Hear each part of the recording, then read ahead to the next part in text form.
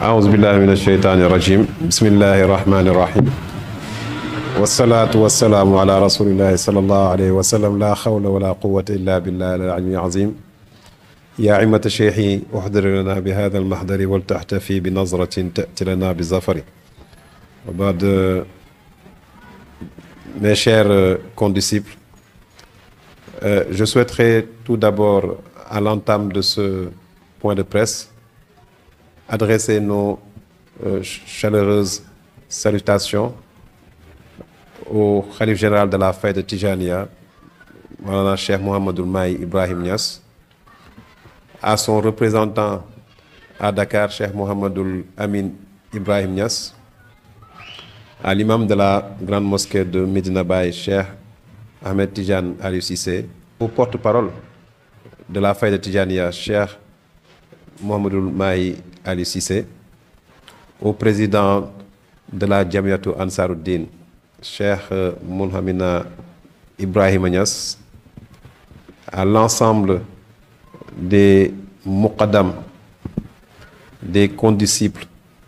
des organisations, des structures privées,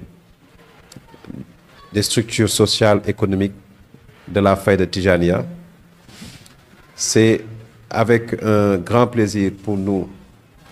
le réseau professionnel des disciples de Maulana Cheikh Ibrahim Niass, radiyallahu ta'ala anhu, appelé Baye Networking, de venir nous adresser à l'ensemble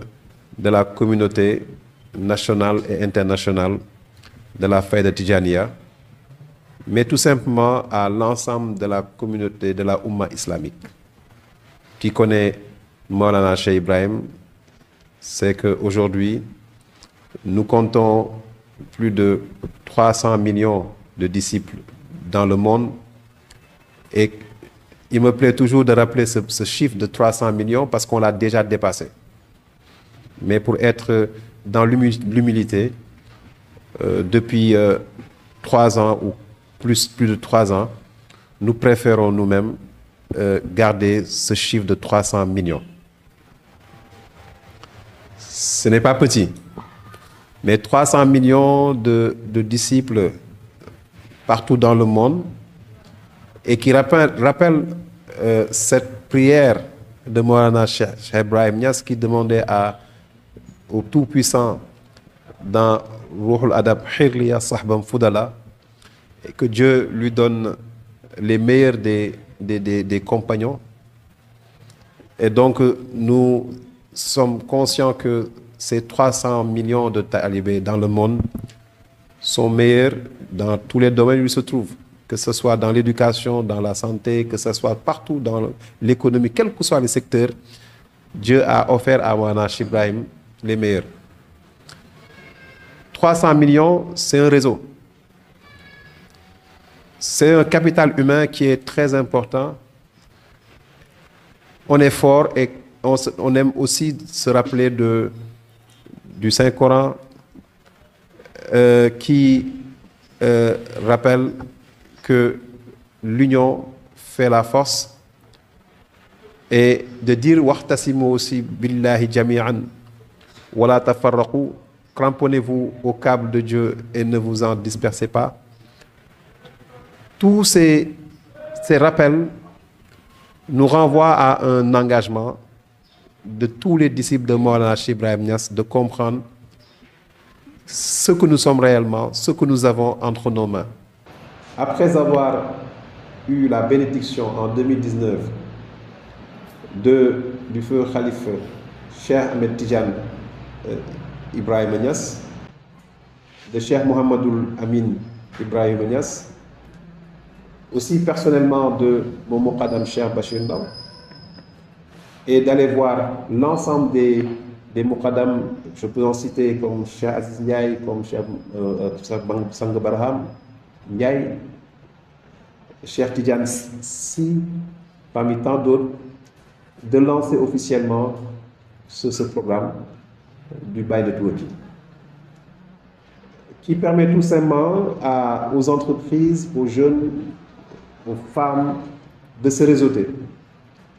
Donc depuis 2019, et c'est l'occasion, c'est le but aujourd'hui de cette rencontre, de faire le bilan d'étape du buy networking parce que chaque année, on se fixe des objectifs à court terme ou bien à moyen terme et on se donne les moyens pour les atteindre. Donc ce réseau aujourd'hui permet aux entreprises, pour une vraie présentation, d'accéder à une base de données des entreprises, de permettre de faire des échanges de services pour les entrepreneurs, de permettre à ces entreprises, ces commerçants et commerçantes d'accéder à un marketplace, un marché. De faire aussi de la mise à niveau de nos entreprises, de nos organisations dans la faïda pour sortir du secteur informel. De faire des sessions de formation en entrepreneuriat. Et pour les particuliers aussi, nous avons lancé pour les étudiants et les particuliers des programmes aussi d'insertion, de formation, d'accompagnement, de mentorat. Parce que si aujourd'hui la jeunesse sénégalaise a envie d'entreprendre, a envie d'être insérée, a besoin d'être employable, dans cette jeunesse qui représente une grosse partie, la majorité de la population, dans cette jeunesse figurent des frères et sœurs avec qui nous partageons les mêmes aspirations, la même croyance. Raison pour laquelle Buy Networking, depuis 2019, fait beaucoup d'efforts, ne ménage aucun effort même, pour créer des emplois, pour insérer des jeunes. Et donc, on peut citer beaucoup d'exemples même de personnes qui ont eu à recevoir un appel à candidature, qui sont passés par Buy Networking et qui ont eu leur premier emploi grâce à notre dispositif. Et ça, grâce à l'engagement d'une équipe dévouée, que je tiens à remercier déjà pour leur engagement sans faille. Si je cite le coordonnateur Seydou Alioune, je cite tout le monde, et je citerai aujourd'hui aussi Yassine Senaba, qui font partie de cette équipe, et d'autres derrière, comme Dibor, Kadjali, comment dire, Yaka, Demba, etc., Mbaye, qui sont partie intégrante de cette équipe que je remercie. Et donc, je voudrais aller rapidement faire un cheminement, une histoire du Buy Networking tout au long de ces années, en 2019, où, comme j'ai dit tout à l'heure, on a eu la bénédiction de nos autorités religieuses. Et dès 2019, on a commencé la facilitation d'emploi,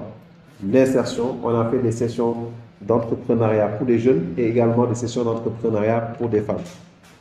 Alors, en 2020 c'était l'année des formations. Baye Niasse disait « la connaissance est maître ». Et si aujourd'hui, on veut accompagner les jeunes du Sénégal, les jeunes de l'Afrique, à s'insérer, à entreprendre, il faut mettre en avant la connaissance. Et vous connaissez bien, vous êtes pas sans savoir que aujourd'hui, dans la faille de Tijania, c'est la connaissance qui domine. C'est la connaissance qui fait foi, qui fait notre ligne personnelle, notre touche. Et donc en 2020, nous avons fait pas mal de formations en insérant 50 jeunes déjà dans l'entrepreneuriat et en offrant également des bourses. Mais aussi, 2019-2020 nous a permis aussi de jouer un rôle très important dans la sensibilisation, dans la prévention contre Covid-19. Avec le Gamou de Taïba, où on a été la première organisation, dès le début de la pandémie, à sensibiliser, à mobiliser des équipes pour que les gens se lavent les mains. Et aussi, le Gamou de 2020 aussi, de participer en distribuant des masques. En 2021, aussi, nous avons retravaillé sur l'entrepreneuriat, mais cette fois-ci, l'entrepreneuriat des femmes. On a accompagné une vingtaine de femmes à entreprendre, et si vous savez bien, au Sénégal, les femmes jouent un rôle central, incontournable. Et ce sont de véritables actrices de développement. Il y a des GIE, il y a beaucoup de GIE qui se créent dans nos organisations. raison pour laquelle Baïnet Working a eu un attachement particulier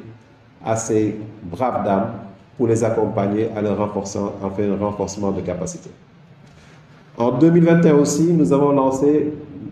notre premier ziara. Ce qu'on connaît dans la Faïda, on connaît ziara Doub, ziara Khalis. Mais nous, on a rajouté la ziara des entrepreneurs, qu'on a dédié à la première ziara à Cheikh Mohamedou Amin Ibrahima Niass. Cette ziara consistait tout simplement à demander aux entrepreneurs, tous les commerçants, à prendre juste un objet ou bien un article de leur boutique et qu'on l'amène, comment dire, le remettre à Cheikh Mohamedou Amin Wakilou Dar. Et ça a été un succès, donc il a prié pour l'ensemble des membres du Baïnet Working. En 2022, le réseau s'est développé davantage. Et cette fois-ci, on s'est intéressé encore en conséquence à la jeunesse. Parce que ce qui nous intéresse, la jeunesse joue un rôle important. Et comme disait moi, Cheikh Ibrahim Niass, l'avenir d'une nation repose sur sa jeunesse, mais pas n'importe quelle jeunesse. Une jeunesse dotée de caractère noble et d'ambition élevée. Et donc, si nous sommes conscients que ce Sénégal est entre les mains de la jeunesse, le résultat aujourd'hui est là. C'est l'occasion de féliciter le tout nouveau président de la République, un jeune comme nous tous, et donc il représente cette jeunesse sénégalaise. Mais si nous voulons être les garants du développement de notre pays, le Sénégal, il nous appartient à chacun d'entre nous d'être engagé dans un processus de développement, d'être dévoué à la cause, à la citoyenneté, mais aussi au respect de nos valeurs. Un jeune, il doit étudier, il doit apprendre, il doit découvrir le monde, il doit être, comment dire, curieux. Et donc, ouvert aussi, et ce qui nous a permis de lancer le Forum international des jeunes de la Faïda, qui a permis de recevoir des jeunes du Sénégal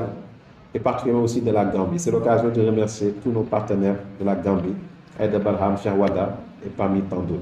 Ce forum aussi a été une réussite parce que ça a été un forum économique de partage. Des entrepreneurs sont venus échanger avec les jeunes sur les idées, comment entreprendre. Mais aussi, on a eu le hackathon, le Faïdou Hackathon. Ça nous a permis aussi d'organiser notre première foire de la Faïda, qui a réuni une quinzaine de femmes, d'entreprises, n'est-ce pas, et qui ont fait leur promotion. Toujours en 2022, avec le Gamou International, nous avons eu un partenariat privilégié avec la FBN Bank. C'est l'occasion de remercier son directeur général, Cheikh Djoum, qui n'a ménagé aucun effort pour accompagner Baïnet Working dans son programme de recensement professionnel. Nous avons recensé, entamé un recensement professionnel au Gamou. Chaque année, le Gamou a besoin de donner des informations. Aujourd'hui, Baïnet Working s'est positionné sur cet aspect de recueil des données stratégiques dans le Gamou de Medina Baye. Combien de personnes sont venues? Combien ils ont dépensé? Quelles sont leurs nationalités? Quelle est l'économie aujourd'hui? Quel est l'impact économique du Gamou de Medina Baye? Et donc, Baïnet Working s'est inscrit dans cette lancée. Et aussi, cette même année, nous avons eu le privilège aussi de travailler avec l'Association des mécaniciens et mécaniciennes du Sénégal pour faire du dépannage gratuit. Toujours dans cette même année. Donc, vous voyez que 2022 a été un moment très riche, mais aussi 2022 a été un moment pour nous d'éprouver ou bien de tester un programme qui s'appelle le cadre de mutualisation des initiatives de la Faïda. On a beaucoup d'initiatives dans la Faïda Tidjaniya.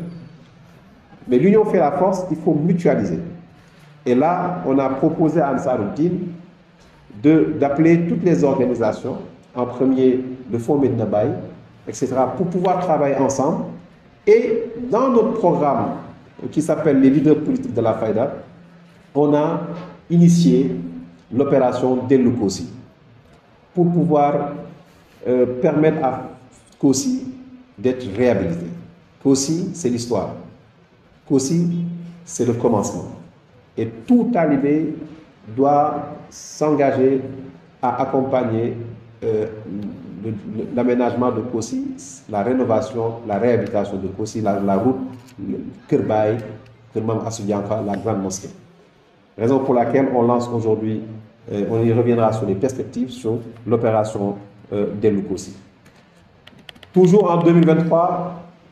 nous avons lancé les leaders politiques de la Faïda. Nous avons l'habitude de dire que tout ce que le gouvernement donne, Medina Baye est en dernier, et le dernier à se servir.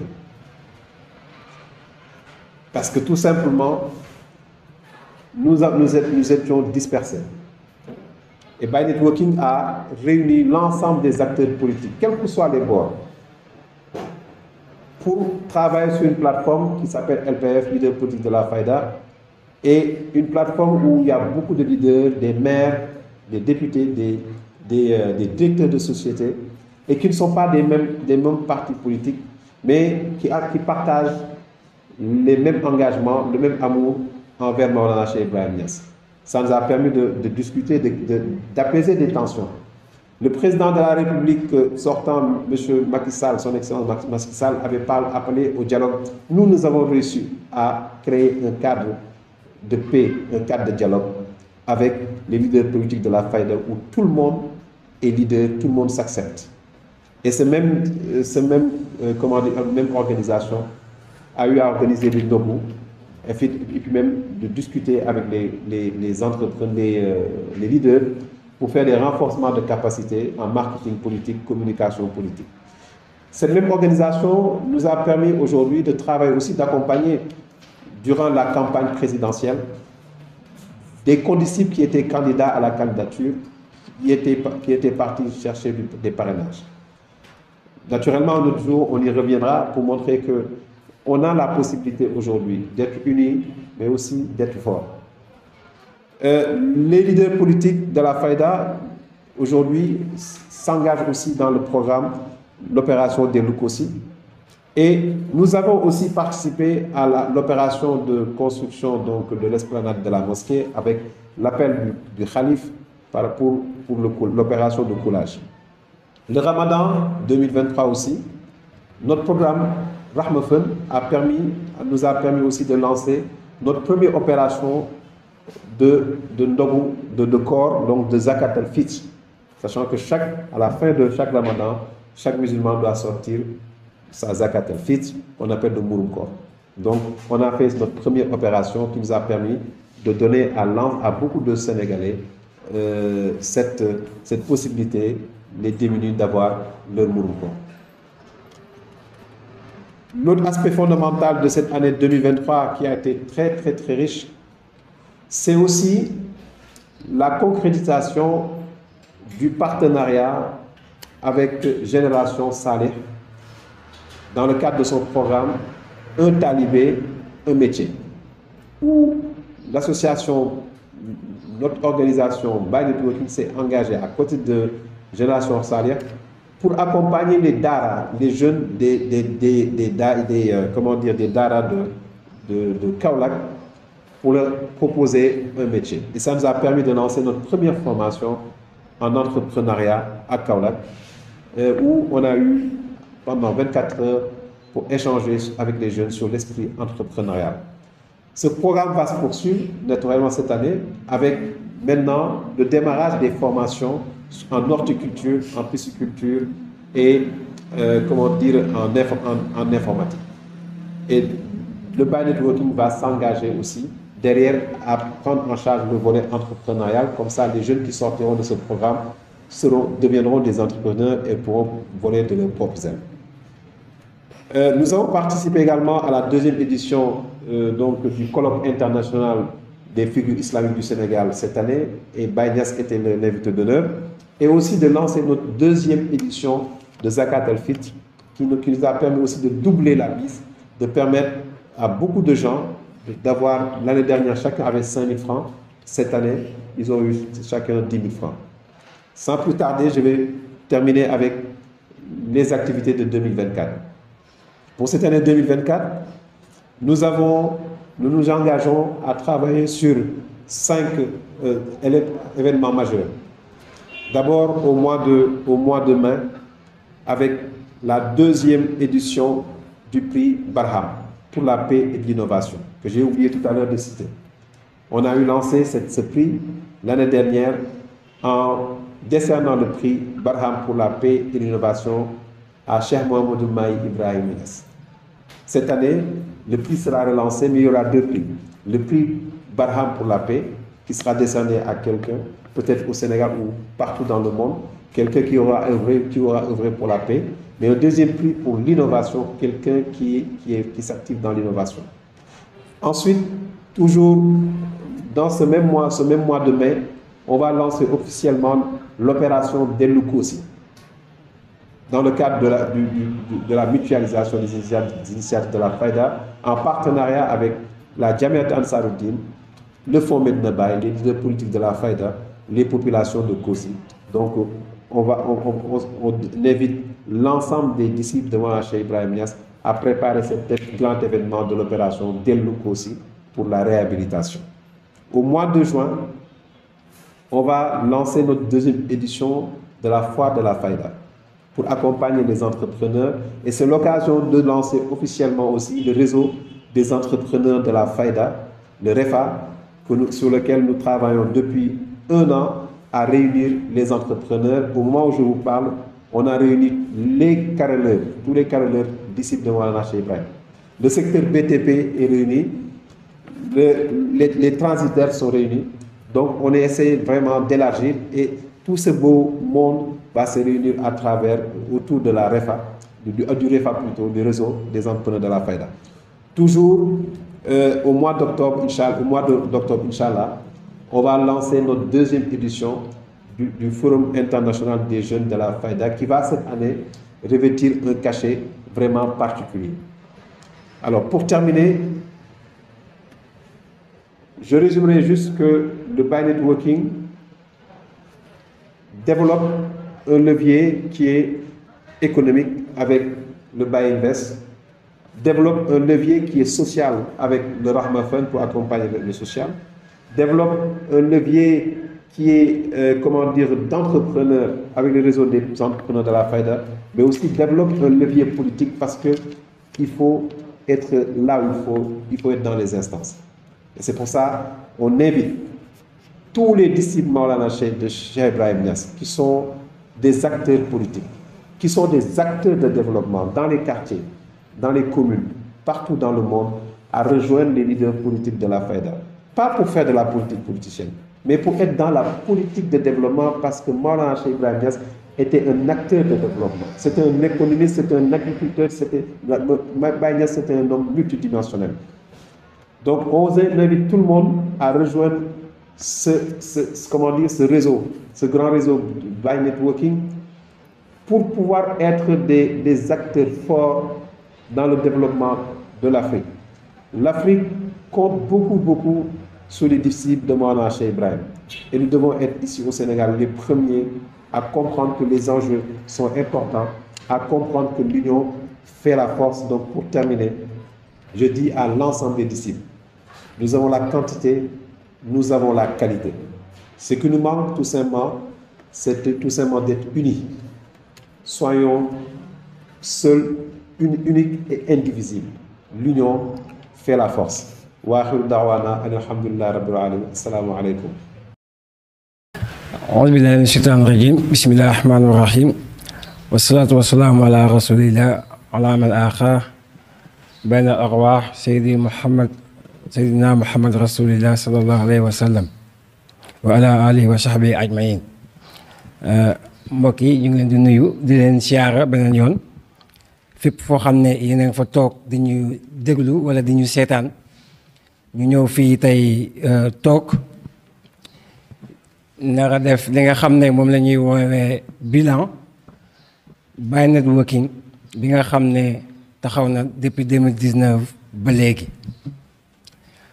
ñu wax leen xamale point yi nga xam ne teg na ko pas yi nga xam ne jéeg na ko depuis 2019 ba léegi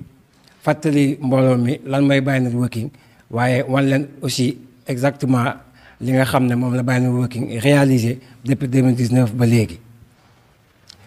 ci loolu comme ni ko le président fondateur waxee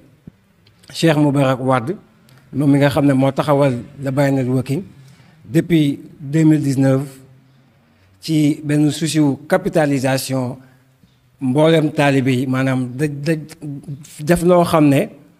day fexe dajale taalibe Mawlana Cheikh Ibrahim à travers le monde ñu mën a jëriñante waaye ñu mën a wétaliwante ñu mën a àndoo ngir mën a dem ci li nga xam ne moom mooy seen àdduna am ci réussite. et ci loolu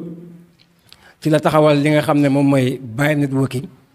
mu nekk benn réseau boo xam ne benn mbootaay boo xam ne moo dajale taalibe Baye yi nga xam ne am nañ formation professionnelle wala am nañ formation technique maanaam jàng nañ tubaab ba am seen diplôme wala jàng nañ ci ay xarale ba yoo xam ne am nañ ci seen diplôme mun nañoo ibbi seen place. Baye Networking ba mu dajalee ñooñu tey ne naka la ñuy mën a def ba jëriñante waaye mu ibbi ko ci international bi ci sous-région bi tam comme que moom Mawlana Cheikh Ibrahim wala ummatu xasdi fiihim la wax umma bi yëpp la wax kon mënoo ñëw ibbi lu mel ni Baye Networking di ko yemale biir Sénégal ndax Mawlana Cheikh Ibrahim yemul Sénégal dafa nekk koo xam ne ku universel la ku transversal la moo tax Baye Networking nekk loo xam ne mbooloo mi foo munti nekk doon taal bi Mawlana Cheikh Ibrahim da nga ciy am sa àq da nga ciy mën a dox sa activité. depuis boobu nag bi nga xamee ne taxawal nañ ko ba léegi 2019 amul benn at boo xam ne Baye Networking deful ay activités yu riche nag waaye dañoo boole tekk ak liggéey ndax boo xoolee am na activités yu bëri ñu ngi koy def peut-être nit ñi duñ ko yëg te duñ ko gis mais c'est parce que li ci ëpp solo mooy képp koo xam ne taalibe Mawlana Cheikh Ibrahim nga te bokk ci réseau bi mbaa nga ñàkk bokk ci réseau bi sax nga muñ cee jëriñu. exemple bi ma ci joxe lu gaaw dafa am ay postes yoo xam ne ay emploi pour nit ku am liggéey ay entreprises yoo xam ne ay taalibe Baye lañ soxla ko biñ ko envoyé Cheikh Moubarak ñu dugal ko ci réseau bi am ñoo xam ne dañ koo jël envoyé ko seeni frère wala seeni sœur seeni cousine ñoo xam ne nekkuñ sax ay taalibe ñooñu jaar ci poste boobu am ca liggéey. loolu lu tax ma mun ko wax dama koo xam ndaxte am na ci koo xam ne man ci entreprise bi ma ne foofu la ñëw di liggéey te poste bi man maa ko jox Cheikh Moubarak mu dugal ko te kañ jël mujj ga nekkul sax taalibe Baye. pour wala ne Baye Niass day jëriñ ñëpp boo xoolee loolu jëriñ ne sax ki nekkul taalibe kon loolu moo ñu tax a jukk nekkul loo xam ne lu sectoriel la na maanaam taalibe Baye kese mais képp ku nekkul taalibe Baye di nga ci jëriñu ndaxte Mawlana Cheikh Ibrahim ñëppay jëriñu ci moom te loolu ci kanam incha allah di ngeen ko gis. ndax collaboration bi nga xam ne mooy lënkaloo bi ñu lënkaloo ak ñi nga xam ne ñooy waa génération Salih di association Mouride boo xam ne macha allah ñu ngi liggéey ci ñoom ci un talibé un métier. ci loolu 2019 bi nga xamee ne Baye Networking taxaw na bu mu demee ci Cheikh Mouhamadul Amin Cheikh Ibrahima Niass ba mu jox ñu ndigal gannaaw bi nga xamee ne Cheikh Moubarak dem na ci ki nga xam ne moom mooy Seydi Cheikh Ahmed Tidiane al Khalifa Cheikh Ibrahima Niass. dem génn àdduna yàlla doog yokk ko leer mu jox ko ndigal mu jugeewaat fa ñu demaat ci Cheikh Mouhamadul Amin mu joxaat ñu ndigal waaye finalement suñ ko dematee di ko laaj lu mu ñuy wax ndigal kenn du ko yeesal jox naa leen ndigal ba pare dem leen liggéey incha allah yàlla dina ànd ak yéen. ci noonu ci la comment ça s'appelle encore ci la Baye Networking commencé def ay activités am formation la commencé ci 2019 boobu. jël li nga xam ne 50 jeunes juróom fukki ndaw yoo xam ne formé na leen xamal leen ak si ay formation yoo xam ne formation yu am solo la lu ci mel ni ay defar ay sièges en plastique en fibre plastique nga xam ne ay travaux yoo xam ne ci local lañ koy defaree jël ay sièges yoo xam ne ci ay fibre plastique lañ jël fii di ko defar ndaw Sénégal di ko defar tey bu ngeen xoolee fii ñu toog nii am na ay sièges yu fi nekk yoo xam ne ci loolu lañ ko defaree ba tey ñu ngi ci toog ci ay sièges yoo xam ne fibre plastique la. ci loolu Baye Networking continué ba tey ci ay activités am comme que moom ni mu ko waxee dafa jël ndaw teg ko ci au cœur teg ko ci kanam teg ko ci ay liggéeyam continué ci li nga xam ne moom mooy entrepreneuriat bi mais bi pas mu jël li nga xam ne mooy jigéen ñi jël entrepreneuriat jigéen dafa leen formation renforcement de capacité ñi nga xam ne jot nañoo am xam-xam jot nañoo am ay connaissances ci yenn aspects yi ci yenn domaines yi Baye Networking ne leen kaay leen ma yokk leen xam-xam dafa leen ay genre séminaire ay formation def li nga xamante ni moom mooy yokk seen xam-xam waaye loolu aussi moom moo leen di former ci entrepreneuriat ndax entreprendre dafa risqué te bëri ay jafe-jafe. ci loolu Baye Networking continue na ba tey ci 2021 bi dem def ziara Baye Networking dafay bëgg à chaque fois di innover di def loo xam ne mosu fee am wala kenn mosu koo def. ziara ni ñu ko xamee woon mooy dem ziara sëriñ jox ko xaalis wala nga dem ziara ko yóbbul ko addiya comme noonu waaye Baye Networking ne comme que ñun indi wuñ xam-xamu diine indi wuñ xam-xamu sharia indi wuñ xam-xamu xaqiqa lu ñu indi mooy ñun xam-xamu professionnalisme xam-xamu liggéey fexe ba ndaw yi mën a liggéey ñu ne kon ñun nu ñuy def ba innover ci ziara nañ dem ziara ji Cheikh Mouhamadul Amin Cheikh Ibrahima Niass al wakilu daat mi nga xam ne moom mooy raisu xalifa fii ci Dakar buñ ko ziaree luñ def dañ ne kenn ku ci nekk ci li ngay liggéey jël ci addiya nga dem jox ko baaba mu ñaanal ñu ndax sa liggéey barkeel. donc man su fekkente ni man commerçant laa damay jaay je dis n'importe quoi damay jaay bisaab ma jël ci potu bisaab dama yóbbu ko addiya bu fekkente ni man tailleur laa damay ñaw ma ñaw benn yére yóbbul ko noonu la demee demet ba mu jeex kenn ku ci nekk ci li nga xam ne yaa ngi koy liggéey ñu dajale ko dem seeti ko siyaara kooku nga xam ne moom mooy Cheikh Mouhamadul Amin mu ñaanal ñu te bu ñeggee message bi nga xam ne ba léegi mooy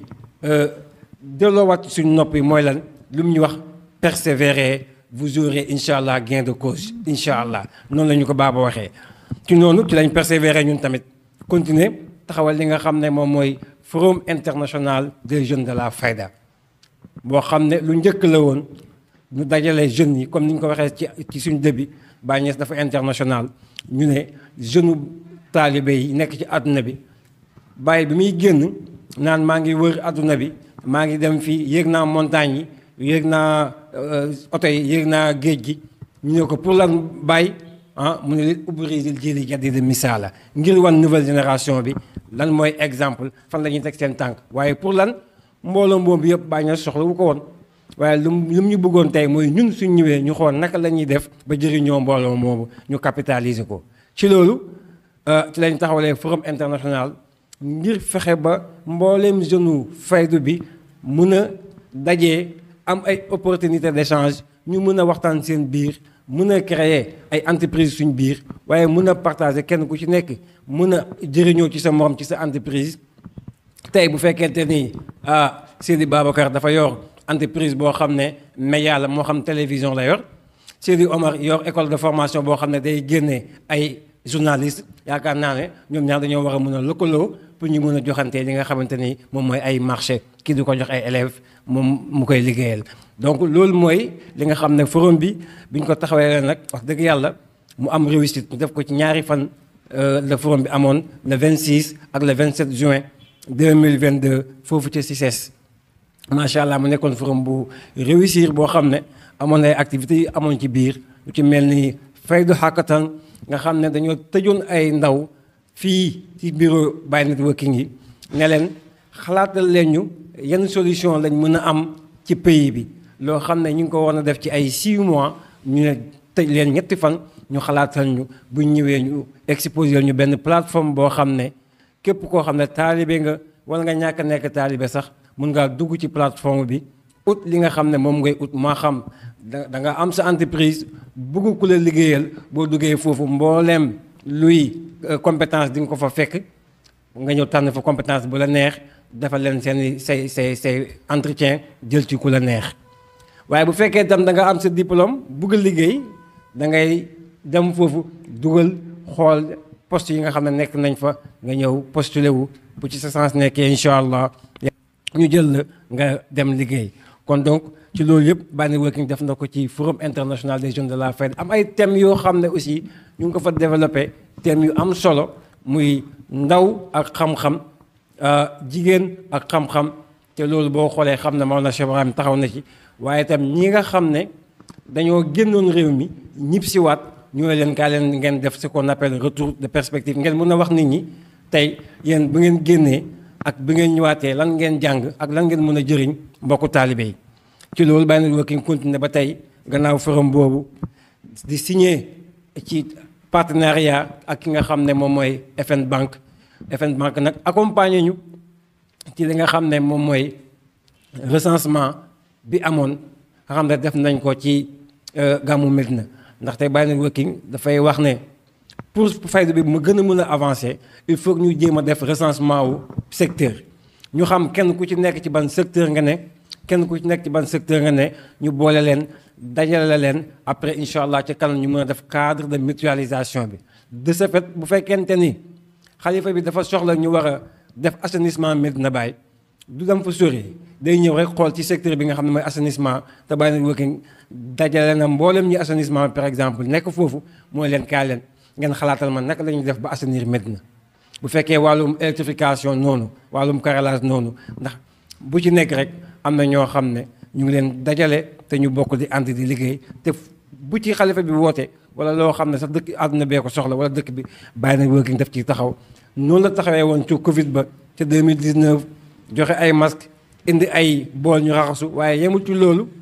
avant benn nit di jug naan ay masque Baye Networking dafa woote ay tailleur ne leen jug leen ngeen dajale ñaw ay masque ndax nit ñi mën koo sol ndax dinañ ko soxla ci kanam ndax boobu Baye Networking avancé woon na jiitu nit ñi ci xalaat ba tax ñu mën cee jiitu ñoo xam ne après finalement ñëpp a jël boobu mission di ñëw ay masque te Baye Networking mooy ki nga xam ne moo ci jiitu. recensement bi nag dañoo recensé mboolem taal bi Mawlana Cheikh Ibrahim yi ñëwoon gàmmu ñu ngi ko defee woon ci Médina am ñoo xam ne ci seen dal yi lañ toog def li nga xam ne moom mooy recensement bi am ñoo xam dañoo ñëw ci jumaa ji def recensement ñu mën a xam taaliba Baye bu ñëw foofu wala képp ku ñëw gàmmu foofu ban dëkk nga jógee yàq na ànd ban budget nga indaale bi ngay ñëw ak foo jógee ak loo jël ndax oto wala avion wala saret loo jël bi ngay ñëw et loolu daf ñuy dimbale su ko defee économiquement dañuy mën a xam des statistiques yoo xam ne bu gàmmu gi jeexee mën nañu wax ne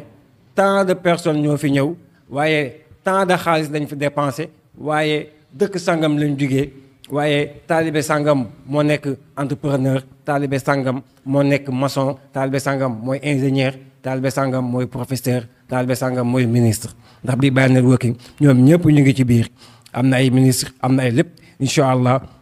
dañ ci yegg bu ñu xalaatee loolu nag lañ dem ci xalifa bi waxtaan ak moom na ko faydu bi dafa bëri ay initiative maanaam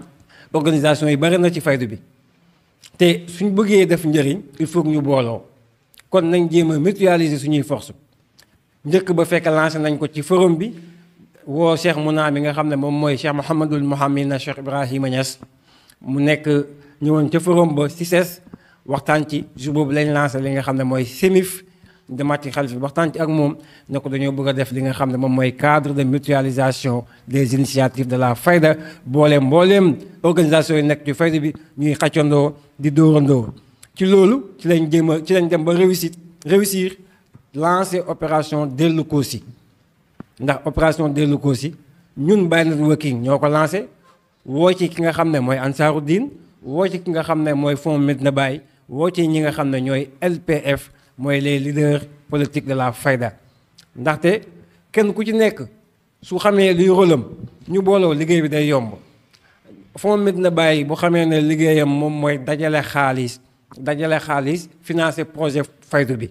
kon su boobaa day yomb ci moom Ansaruddin bu xamee ne dajale taalibe yi informer leen wax ak ñoom ci li nga xam ne mooy projet pays bi mooy liggéeyam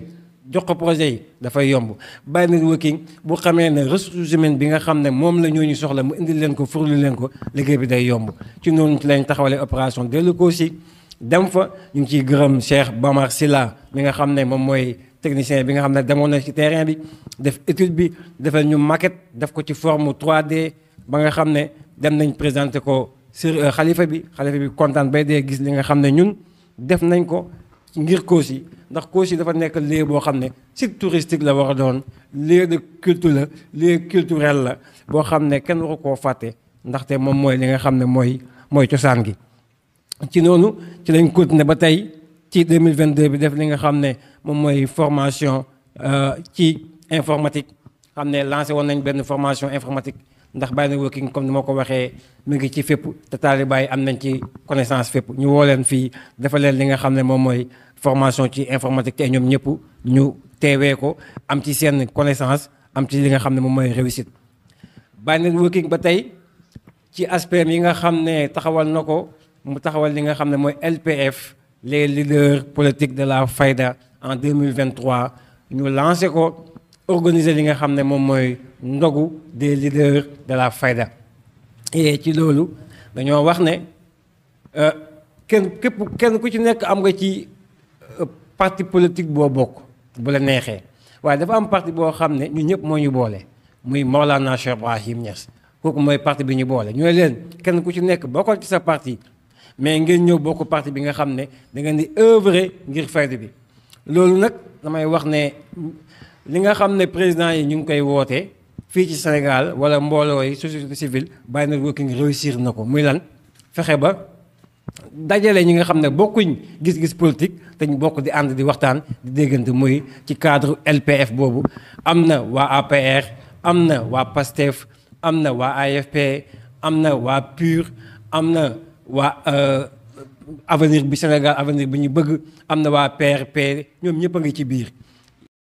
am na ay ministres yu fa nekkoon am na ay DG yu fa nekkoon am na ay maires yoo xam ne ñu ngi ci biir te ñu ngi waxtaan te bokkuñ ay parti mais bokk nañ Maolana Cheikh Ibrahim li leen tax a jóg mooy œuvre ngir faydu bi projet faydu bi. ci loolu ci lañ lancé ay programme leader à la une di invité leaders yi di waxtaan ak ñoom di fexe di leen promouvoir maanaam di leen wane ngir nit ñi mun leen a xam fexe ba nga xamante ni nit ñëpp nañ xam li activité leaders yi ñu mun cee avancer. ba tey ci 2023 boobu Baye Networking def li nga xam ne moom la ñu wax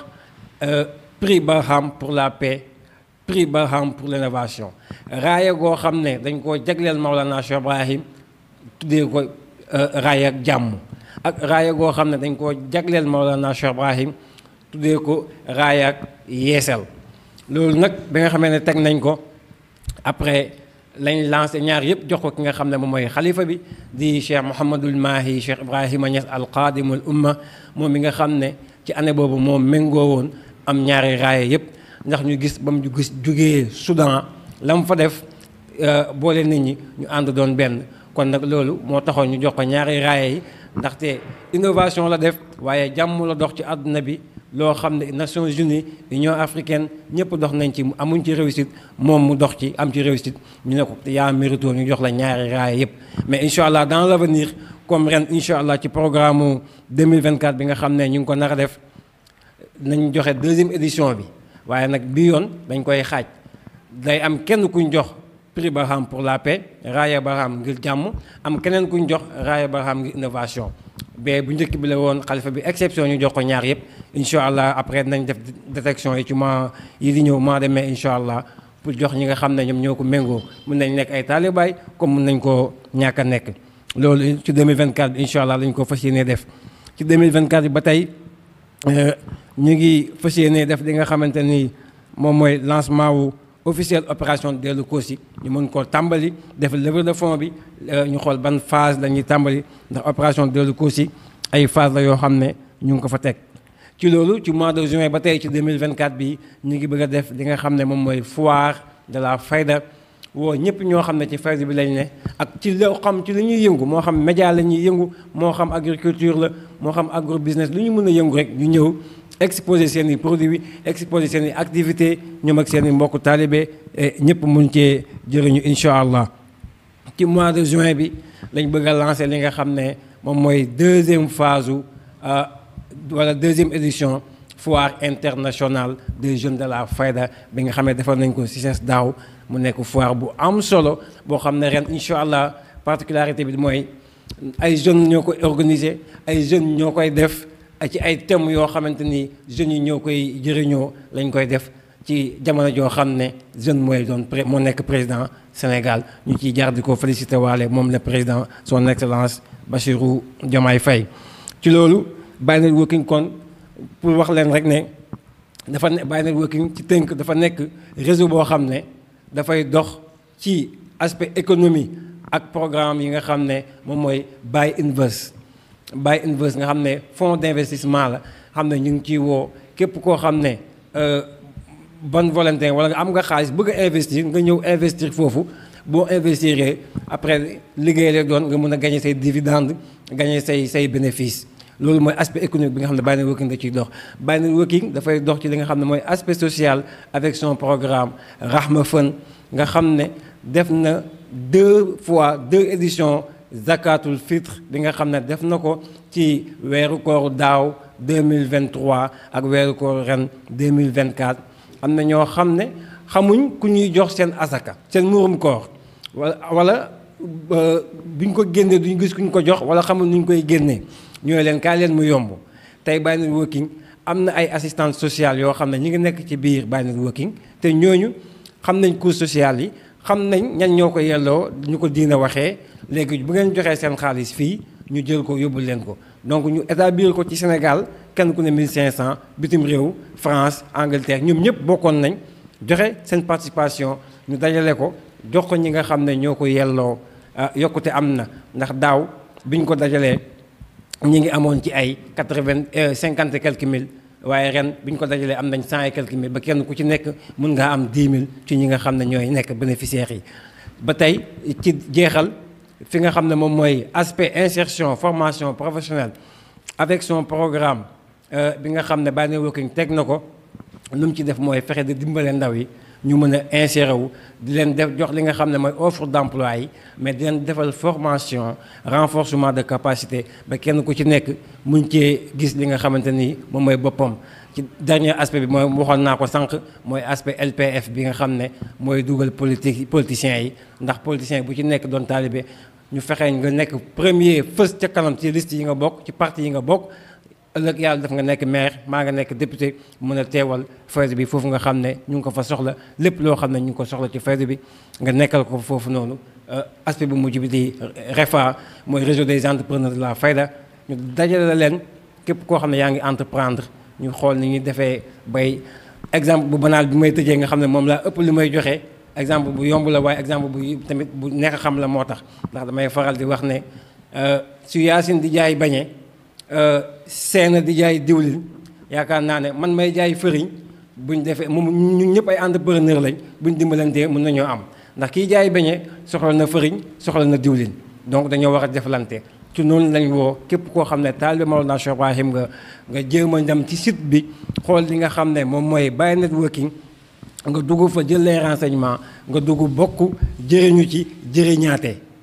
te tamit bu fekkee da nga cee bëgg xam dara boo wootee ci numéro yi 77 834 35 95 di nga jot Cheikh Moubarak Wade mi nga xam ne mooy le président fondateur boo wootee ci 77 880 99 di nga jot Alioune Badara Sène mi nga xam ne mooy coordonnateur bi. kon donc ci gàttal lii lañ moo mooy li nga xam ne moom lañ leen bëggoon indil. wax leen ne Buy Networking mu ngi continuer ci ay activités am incha allah ci 2024 bi comme ni leen ko annoncé te ay fan yu néew dinañ woote assemblée générale boo xam ne dinañ woo mbooleem ñu nekk ci biir membres yi ñu ñëw teew ñu jéem a jël ay responsabilités ku ñëw poste boo gis ne mun nga faa liggéey rek nga jël ñu ñëw avancé liggéey incha allah ñëpp bokk ci jëriñu kon foofu lay yemale kàddu gi di sant bu baax le président Cheikh Moubarak Wade ci confiance bi nga xam ne. mu ngi koy jox ci def suñ personne suñ modeste personne bi mais di sant di gërëm bu baax Seyda Yacine Ndiaye ak Seyda Senaba ci seen disponibilité ak ñoom Cheikh Kadiali Seyda Dibor Seyda Yaka ak ñëpp ñoo xam ne ñoo nekk ci bureau Buy Networking di liggéey ñu ngi leen di sant di leen gërëm di wax ne wa axiru daawaana an alhamdulillahi rabbil alamin asalaamaaleykum wa rahmatullah